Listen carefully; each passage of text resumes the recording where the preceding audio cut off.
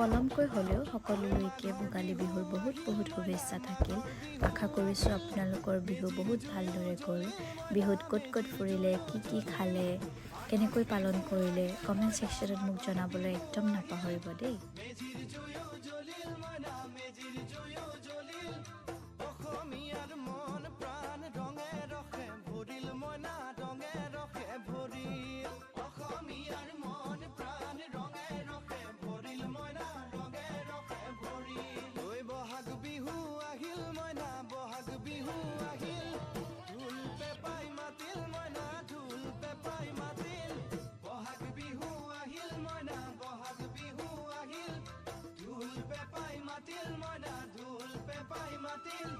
গছৰ ডালত খুলি চৰাৰ হিয়া ভঙা কান্দোন মইনা হিয়া ভঙা কান্দোন